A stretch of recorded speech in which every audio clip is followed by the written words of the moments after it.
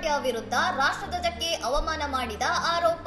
ವಿಶ್ವಕಪ್ ಸಂಭ್ರಮಾಚರಣೆ ವೇಳೆ ಉದ್ದಟತನ ತೋರಿದರೆಂದು ವಕೀಲರಿಂದ ದೂರು. ಮಾರ್ಚ್ 8ರಂದು ಅಹಮದಾಬಾದ್ನಲ್ಲಿ ನಡೆದ ಟಿ20 ವಿಶ್ವಕಪ್ ಫೈನಲ್ನಲ್ಲಿ ನ್ಯೂಜಿಲೆಂಡ್ ವಿರುದ್ಧ ಭಾರತ ಜಯಗಳಿಸಿದ ನಂತರ ನಡೆದ ವಿಜಯೋತ್ಸವದಲ್ಲಿ ಹಾರ್ದಿಕ್ ಪಾಂಡ್ಯ ರಾಷ್ಟ್ರಧ್ವಜಕ್ಕೆ ಅವಮಾನ ಮಾಡಿದ್ದಾರೆಂದು ಆರೋಪಿಸಲಾಗಿದೆ. ಪಾಂಡ್ಯ ಅವರ ಈ ವರ್ತನೆಯ ವಿರುದ್ಧ ಪುಣೆ ಮೂಲದ ವಕೀಲ ವಾಸಿದ್ ಖಾನ್ ಬಿಡ್ಕರ್ ಅವರು ಮಹಾರಾಷ್ಟ್ರದ ಶಿವಾಜಿನಗರ ಪೊಲೀಸ್ ಠಾಣೆಯಲ್ಲಿ ದೂರು ದಾಖಲಿಸಿದ್ದಾರೆ. 1971ರ ರಾಷ್ಟ್ರೀಯ ಗೌರವಕ್ಕೆ ಅವಮಾನ ತಡೆ ಕಾಯ್ದೆಯ ಸೆಕ್ಷನ್ 2ರ ಅಡಿಯಲ್ಲಿ ರಾಷ್ಟ್ರಧ್ವಜದ ಘನತೆಯನ್ನು ಕಾಪಾಡುವುದು ಕಡ್ಡಾಯ.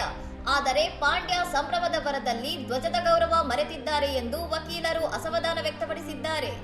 ಘಟನೆ ಅಹಮದಾಬಾದ್ನಲ್ಲಿ ನಡೆದಿದ್ದರೂ ರಾಷ್ಟ್ರಧ್ವಜವು ಇಡೀ ದೇಶದ ಸಂಕೇತವಾಗಿರುವುದರಿಂದ ಮಹಾರಾಷ್ಟ್ರದಲ್ಲೂ ದೂರು ದಾಖಲಿಸಬಹುದು ಎಂದು ವಾದಿಸಿದ ನಂತರ ಪೊಲೀಸರು ದೂರನ್ನು ಸ್ವೀಕರಿಸಿ ಎಫ್ಐಆರ್ ಪ್ರತಿಯನ್ನು ನೀಡಿದ್ದಾರೆ.